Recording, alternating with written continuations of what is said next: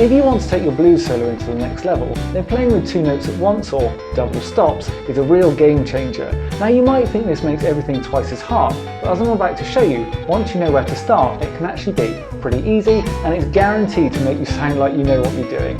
So I'm going to show you how to play with thirds, fourths and sixths, and then we'll bring it all together to create a full solo. So let's start by looking at some thirds. We'll be in the key of A, and of course this is a standard A bar chord here at the 5th fret. And what we want to do is take from it just these 2 notes on the G and B strings.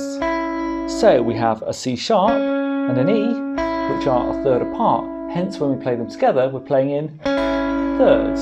Now we can use these 2 notes together, and of course they'll fit perfectly with the A chord we took them from, but to add in some extra blues feel, what we can do is approach them from 1 fret below like this. Now these 2 notes at the fret below, a C and an E flat, are both blue notes in the key of A, so immediately invoke the blues sound. Then what we can do is come up here to the 7th fret on the G and B strings and play these 2 notes together with a little bar giving us a D and an F sharp. These create a suspended sound that hints at the 4 chord of D, and this back and forth between the 1 and 4 chords is a classic part of blues, and combining them together we can create licks like this.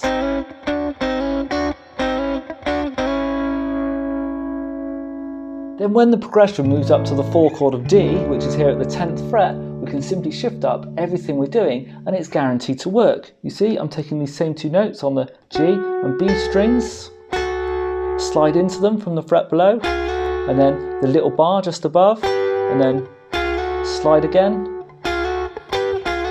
and that fits perfectly over that D chord, and then onto the E chord, exactly the same, and back to the A. So now take a listen in context with the track and watch how I shift position to fit the chords.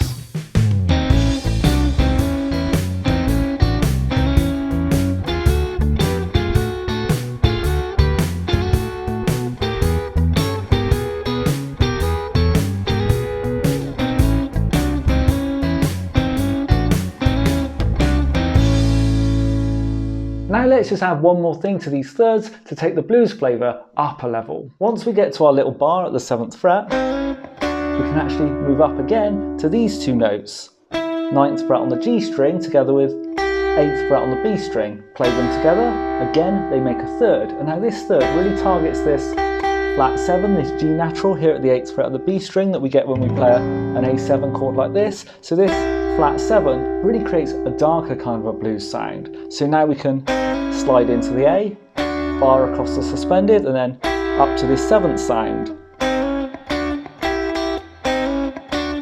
So we can come up like that or go the other way, back down again. Now one thing I like to do with this is kind of repeat it or strum across it. That kind of thing, you see I'm sliding into it like that, and I find that works really well with this third here. Then once again, when the chord changes, we can simply move all this up to the D position, and then on again to the E position. So here we go again with the track, and hear how we're really starting to build important vocabulary.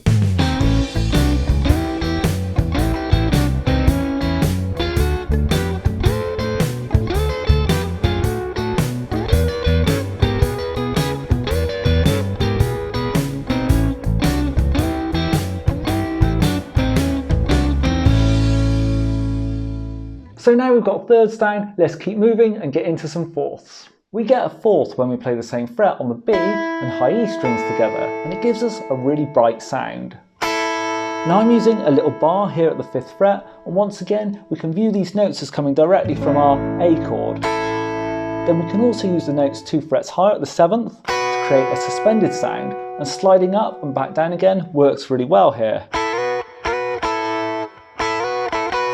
That kind of thing.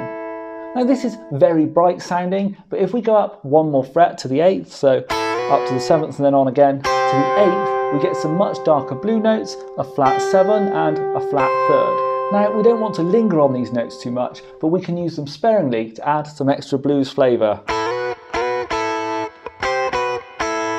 So hear how this is quite bright, and then darker notes. And just like before, when the chord changes, just bring these fourths up to the new position. So now back to the track to hear these fourths in action, and just listen out for how I blend in some thirds towards the end.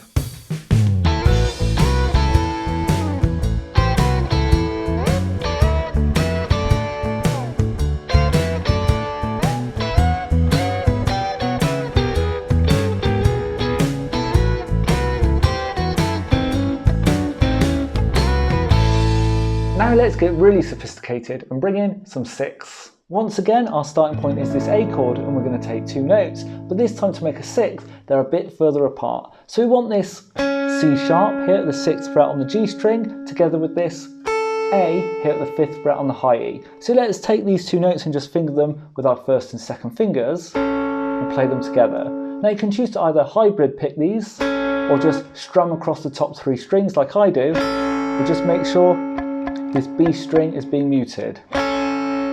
Then we can move up to the 7th fret on both the G and high E strings, hinting at that suspended 4 chord again.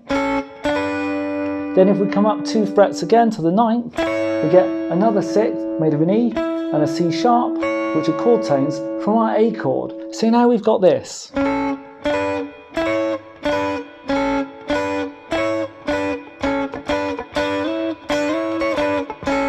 Works really well in its own right, but we can also find some blue notes by adding a chromatic sixth here of both strings on the 8th fret.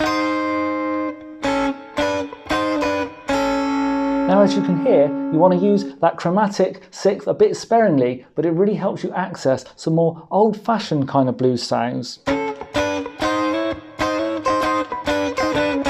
know, that kind of thing. Now, rather than always playing the two notes simultaneously, there's a common picking pattern used with sixths, where you pick the G, then the high E, then the G, but then you slide into the next position on the G string, pick the high E and then the G, and then slide, pick the high E and then the G. So what you get is like 1, 2, 3, slide 2, 3, slide 2, 3, slide 2, 3.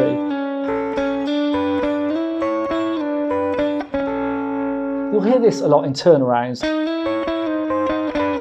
You know, that kind of thing. We can also add in a chromatic slide into the first note of our A-shaped sixth that we started with. So I'm coming from the 5th fret up to the 6th and then landing on that high E at the 5th fret. And this really adds in that minor to major blues feel, which is so important. That kind of thing. You can then build licks using a combination of this picking pattern with the simultaneous double stops. You see there, I've picked up and then double stops back down. Now it barely needs saying at this point, but once again, when we move chords, you can move all of this up to the D and E chords. So now hear how these sixths combine across all the chords with the track and how I start to look like I know what I'm doing.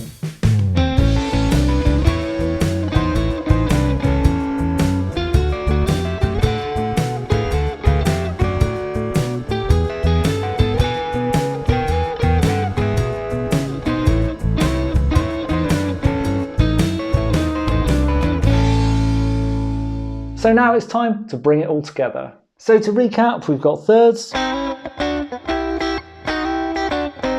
fourths, and sixths.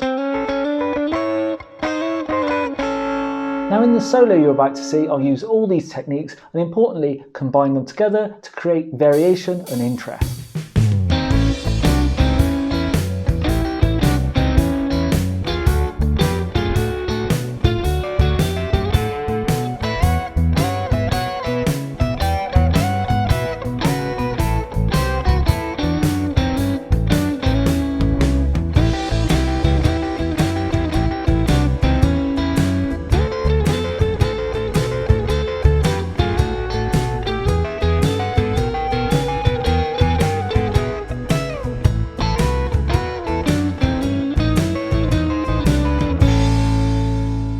I hope that was useful. If you want more, then watch this video next, because it shows how to use some of these double stops in licks with other techniques like string bending.